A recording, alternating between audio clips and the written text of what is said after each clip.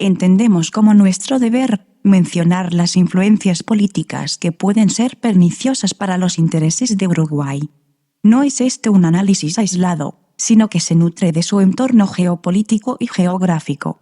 Los datos aportados serán de fuentes comprobables y accesibles a quien quiera. Debemos aclarar que la información acá presentada no se basa en ideologías de derecha o izquierda, sino en un análisis objetivo de la realidad. Sionismo en Uruguay.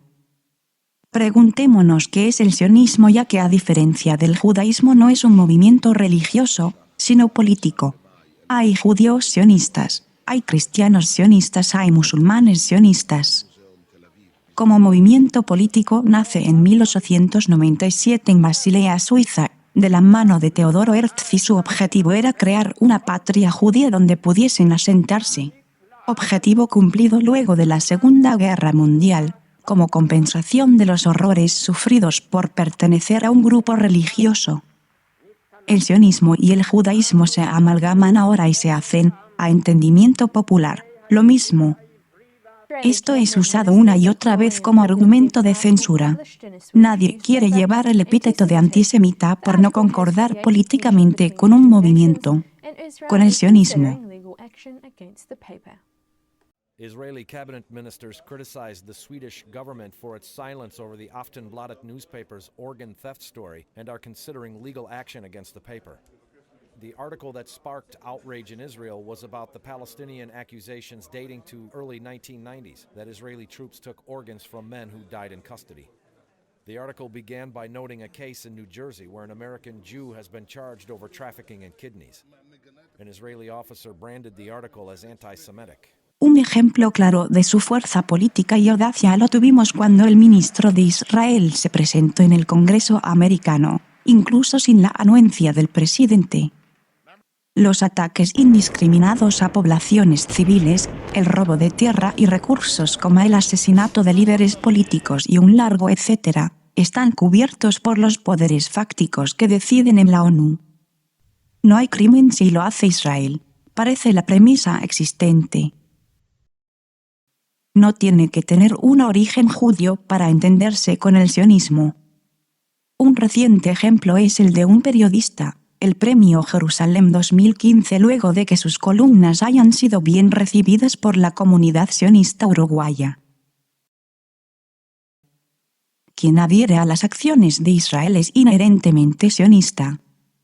Y ser sionista es pasar por alto los errores del Estado israelí y maximizar los de sus enemigos. Si se logra posicionar esta visión en la audiencia mayoritaria, las cosas continúan su cauce sin problemas. En caso de que se dificulte, se utilizan otras tácticas de convencimiento. Una de las armas más poderosas que tiene el Estado de Israel es el llamado Holocausto. Entonces la reacción pavloviana que han creado es que cualquier crítica a Israel es antisemita. Significando antisemita en otra relación reflejo, antijudío. O sea, expresar oposición a las acciones de Israel es prácticamente antisemitismo. Expresar una discordancia cognitiva sobre la historia de la Segunda Guerra Mundial es delito.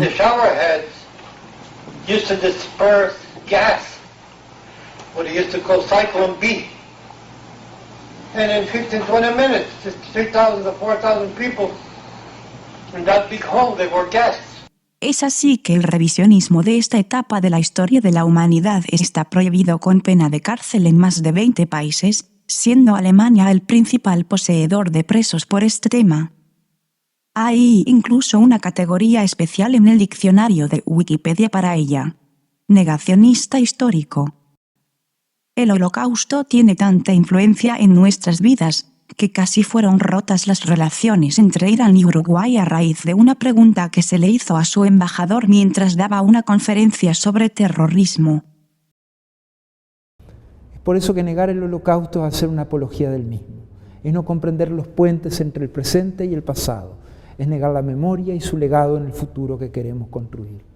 El mejor homenaje a las víctimas de violaciones sistemáticas de los derechos humanos, como aquellas que perecieron en el Holocausto, es trabajar por sociedades en las que la dignidad y los derechos de cada persona sean garantizados y protegidos, en la ley y en la práctica, procurando con nuestro trabajo que la impunidad y la discriminación sean malos recuerdos de un pasado que no se repetirá.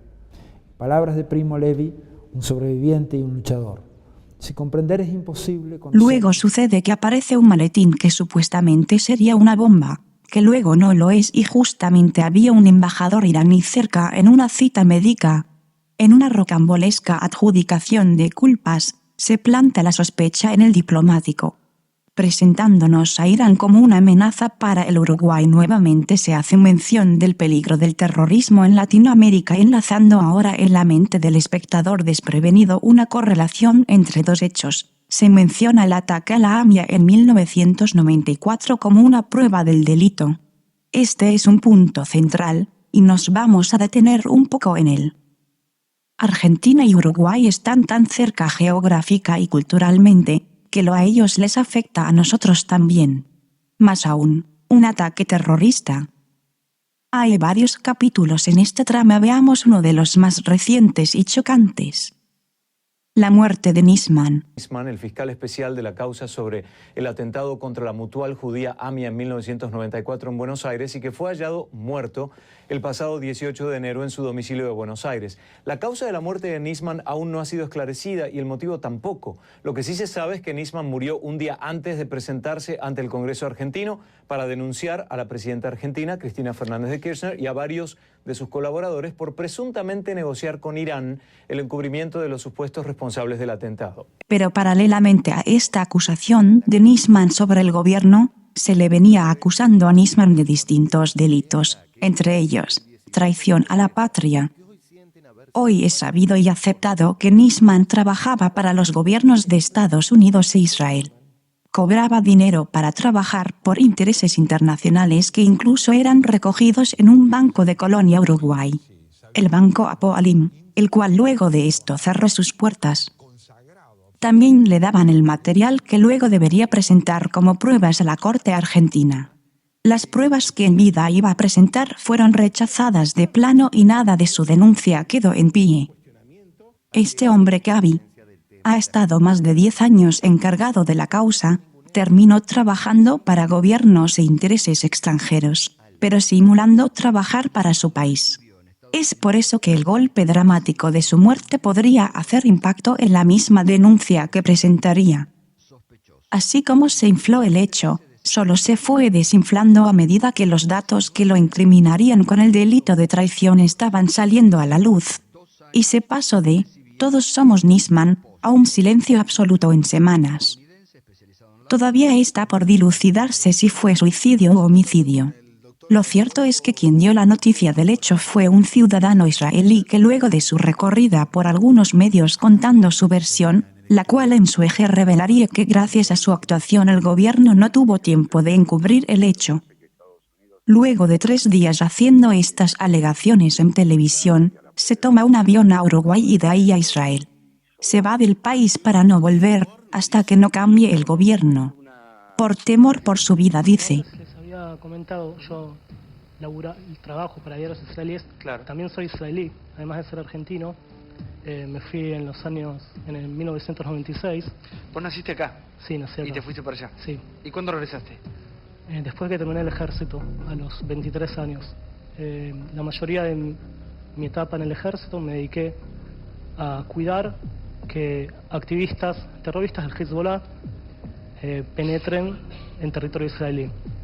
Me parece que llamar al Estado de Israel Estado terrorista me parece que es una gran contradicción. Este periodista que alega trabajar para el Buenos Aires Herald solo cuenta en Sober con 4 notas, como lo revela una búsqueda en el diario. Las 4 en los días subsiguientes a la muerte de Nisman, lo cual agrega una sospecha más al hecho de ser un soldado entrenado en la ideología y las tácticas de Israel. La bomba en la AMIA. La bomba que explotó el 18 de diciembre de 1994 en Buenos Aires, Argentina, en la mutual israelita matando a 85 personas ha dejado por su camino desde jueces cesados por coimas, testimonios falsos, falsas pruebas, acusaciones infundadas, muertos, crisis de Estado, juicios por traición y un largo etcétera.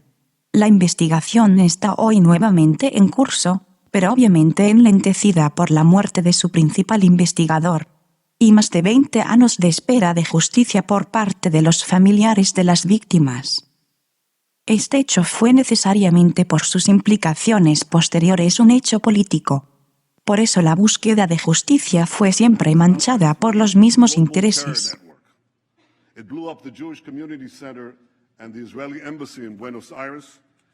Y no se desaprovechó su uso en cualquier circunstancia para endilgarle la culpa a Irán, sin poder mostrar las pruebas. Es por eso que el juicio sigue abierto, pero nuevos datos han surgido a la superficie que nos permiten repensar toda la investigación. Interesante el libro, nuevamente, A mi embajada, ¿verdad o fraude?, del doctor Lavaqué, que me tomó muchos días muchas semanas, de hecho, para poder digerirlo verdaderamente, porque está lleno de información muy puntual. Y además empujada por documentación. Norteamericana. Y ahí donde están el testimonio de estos dos terroristas iraníes escapados de Irán y escondidos y pertrechados por la CIA. Estos dos señores los usa la CIA como si fueran testigos válidos y en base a sus declaraciones acusa a Irán. Esto es lo que repite el doctor Nisman después como si fuera la Biblia. Es un documento lleno de fantasías, como todo lo que hacen los servicios de inteligencia. Por ejemplo, de la CIA, reiteramos. De la CIA y dice que es con la colaboración del Mossad. O sea, el núcleo central de la investigación, entre comillas, lo hace la CIA norteamericana. De su relato muy pormenorizado está indicando como que la CIA con el Mossad tenían la idea de plantar una teoría, una hipótesis de cómo había sido la explosión de la AMIA. Se llama en la jerga de ellos atentado de falsa bandera. Este atentado se lo atribuimos a fulano porque lo queremos perjudicar. Horacio Berbisky revela hace algunos días atrás que producido a horas de producido el atentado, hay una comunicación diplomática entre Israel y el gobierno de Carlos Menem que se ponen de acuerdo para decir esto fue producto de tal y tapar un poco. Lo he leído a lo del señor Berbisky y evidentemente coincide con la realidad. Pero está en juego mucho más, es la suerte del país. O nos liberamos de este lodo en que nos han metido con el tema AMI y el tema embajada, que es lo mismo. En el tema embajada, señor, hay pericias que determinan que no hubo coche bomba como la hay en la AMIA. ¿Qué hace la Corte que lo tiene paralizado desde el año 99? Bueno, otro tema que usted marca. Desde la Corte nunca se han sabido las conclusiones del atentado a la embajada.